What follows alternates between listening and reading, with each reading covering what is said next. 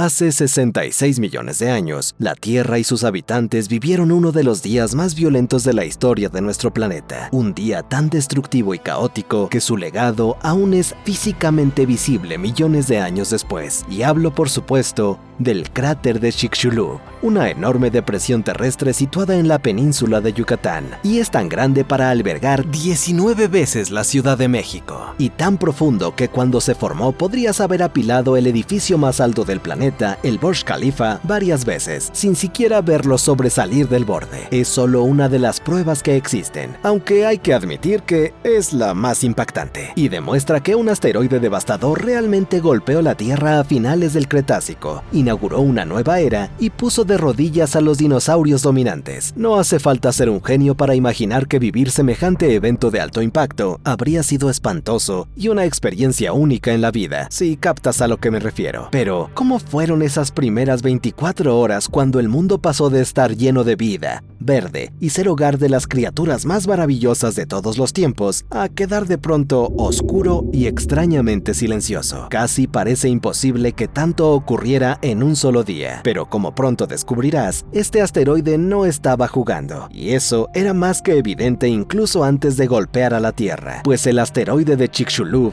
era un viejo y despiadado pedazo de roca espacial procedente del sistema solar exterior. Por las dimensiones del cráter, creemos que habría tenido aproximadamente el tamaño del monte Everest, aunque era más pesado, más voluminoso y compuesto en gran parte por condrita carbonácea, un material rocoso rico en carbono, dominado por silicatos y metales como el iridio y platino. Esto le daba una masa tremenda, posiblemente de billones de toneladas, pero ni siquiera eso le impedía ser endiabladamente veloz. Atravesaba el espacio a 20 kilómetros por segundo. Eso es 10 veces la velocidad de un proyectil de tanque al salir del cañón. Por ello, cuando se encontraba a una distancia de la Tierra equivalente a la de la Luna, a los dinosaurios apenas les quedaban entre 3 y 5 horas de paz y dominio, porque este aún era un mundo gobernado por dinosaurios, con figuras emblemáticas como T-Rex, Triceratops, Alamosaurus y Ankylosaurus recorriendo la Tierra. Además, suele olvidarse que no fueron los únicos reptiles gigantes perdidos. En aquellos días, pterosaurios enormes tan altos como jirafas todavía dominaban los cielos, mientras reptiles marinos acechaban en las profundidades de todo el mundo. Pero sin importar dónde estuvieran, qué fueran o cuánto midieran, nada estaba a salvo de lo que se avecinaba, y estoy seguro de que para ellos esa primera hora llegó muy rápido. El asteroide reducía velozmente la distancia hacia su objeto final, un mar poco profundo en el Golfo de México, hasta que impactó como una bala. Primero chocó contra nuestra atmósfera cientos de kilómetros sobre la superficie. La velocidad con que entró produjo un parpadeo que, aunque relativamente tenue, sería una luz cegadora que cualquier dinosaurio habría visto como un sol nuevo, pero aún más brillante, mientras casi al instante se formaba una gran estela de plasma, quizá con descargas semejantes a relámpagos, que perforaba el cielo. Para todo lo que había abajo, no existió tiempo de comprender lo que ocurría. Apenas 2 segundos después, el asteroide tocó tierra, y entonces las puertas del infierno se abrieron de verdad. En una fracción de segundo, se formó una gigantesca bola de fuego, más caliente que la superficie del Sol, extendida cientos de kilómetros, que vaporizó roca y creó plasma sobrecalentado al liberar de golpe la energía de 10.000 millones de bombas atómicas como la de Hiroshima. Todo lo atrapado en aquella cúpula simplemente dejó de existir. Dinosaurios, montañas, bosques, lo que sea. ¡Puf!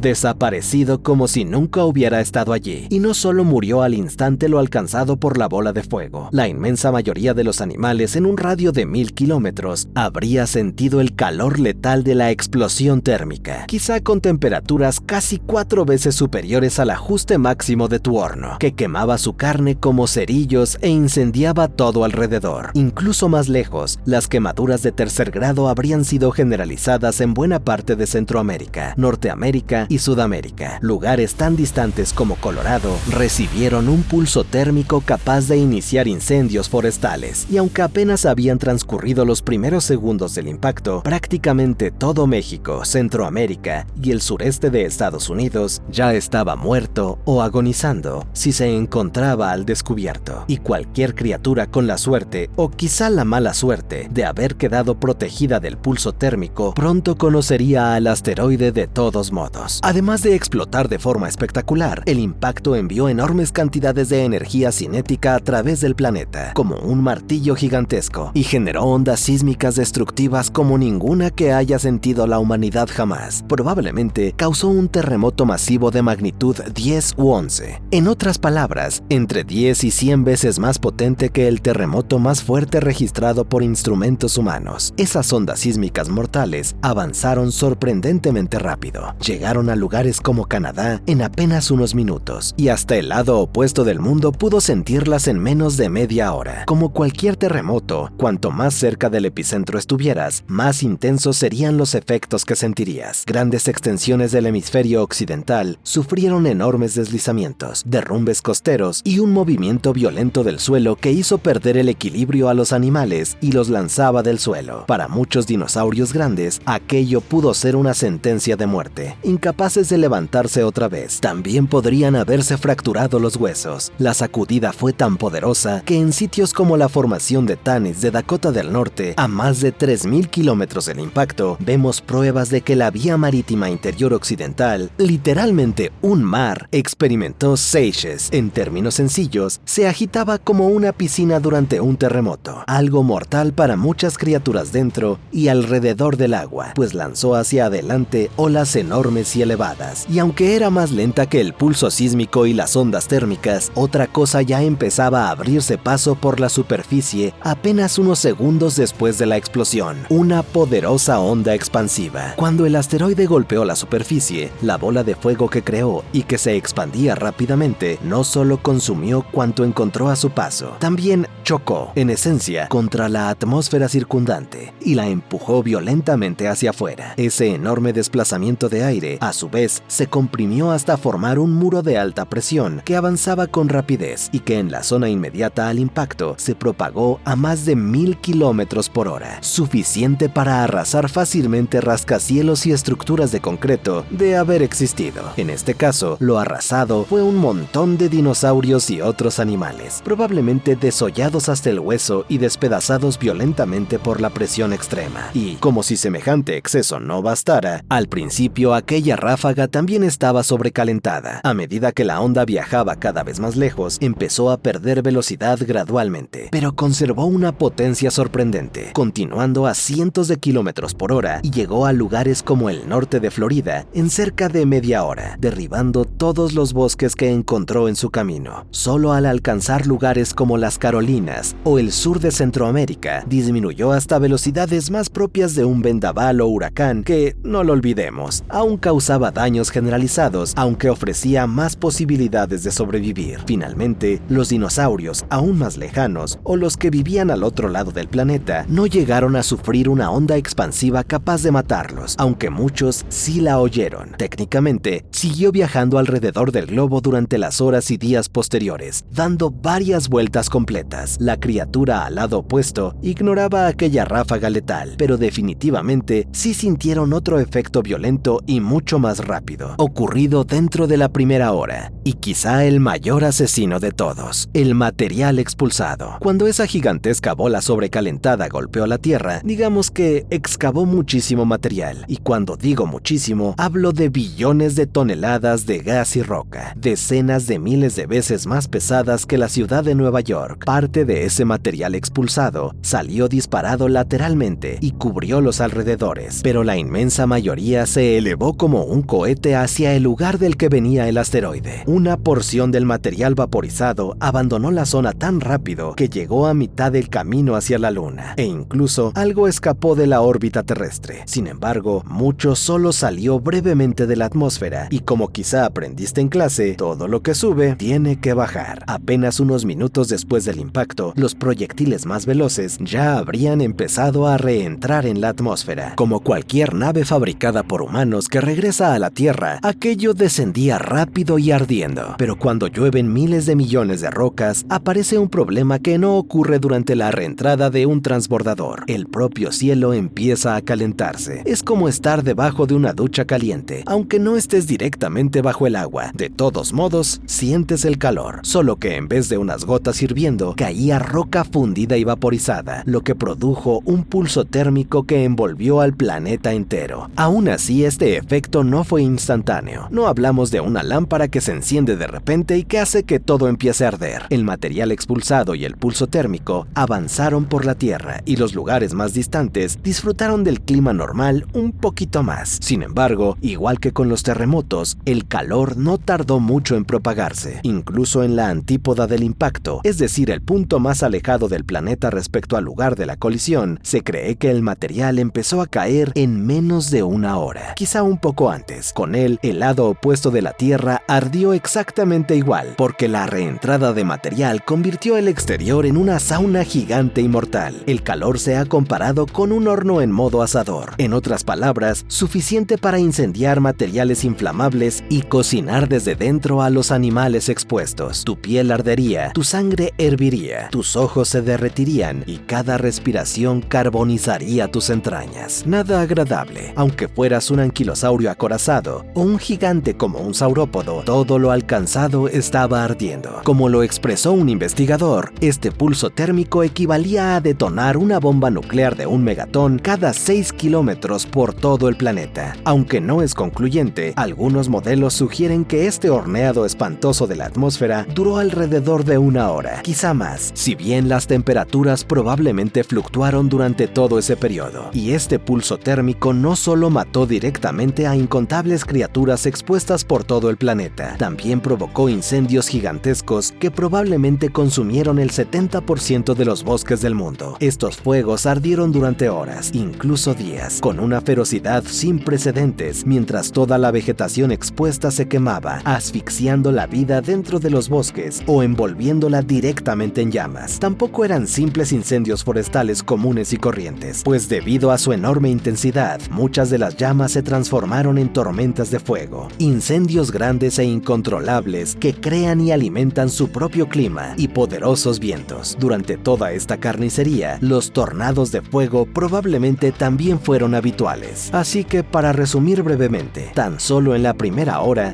el asteroide había diezmado el planeta entero mediante la explosión inicial, la radiación térmica, una poderosa onda expansiva, megaterremotos y luego material vaporizado y fundido que convirtió la Tierra en un horno gigantesco. Al transcurrir la segunda hora, todo seguía caótico, aunque algunos efectos más violentos como la onda expansiva estaban terminando. Mientras tanto, los incendios y los vientos con fuerza de tormenta continuaban, y para entonces ya notarías que el aire se había oscurecido y saturado con toda la ceniza, los gases y el hollín liberados. Aunque lo peor del pulso térmico quizá también había pasado, el material expulsado a mayor altura continuaba cayendo lentamente sobre el mundo. Cerca del 25% se asentarían en las primeras horas, pero harían falta al menos 8 horas más para que descendiera más de la mitad. En esta etapa entramos esencialmente en la fase lenta de destrucción del impacto, que desgastaba lo poco que quedaba. Sin embargo, uno de sus efectos más energéticos, más lento que el resto, todavía horas después, eran los tsunamis. Aunque una cantidad inconcebible de tierra se vaporizó al producirse el impacto, el asteroide terminó golpeando un mar poco profundo, y junto con los megaterremotos que provocó, desplazó una enorme cantidad de agua. Así nació un megatsunami que diezmaría las costas terrestres. Como otros efectos del asteroide, la ola fue mucho más disparatada al comienzo de la colisión. La formación inmediata del cráter creó un muro de agua casi 4 veces más alto que el Empire State. En comparación, el tsunami más mortífero de la historia humana, el del Océano Índico del 26 de diciembre del 2004, solo alcanzó alturas máximas de 30 metros. Pero nuestro muro de muerte golpeó el Golfo de México y destrozó todo a su paso. En las olas colindantes, las olas rondaron los 100 metros, todavía tremendamente grandes, y avanzaron millas tierra adentro, matando innumerables animales marinos que al principio habrían estado mejor protegidos de las explosiones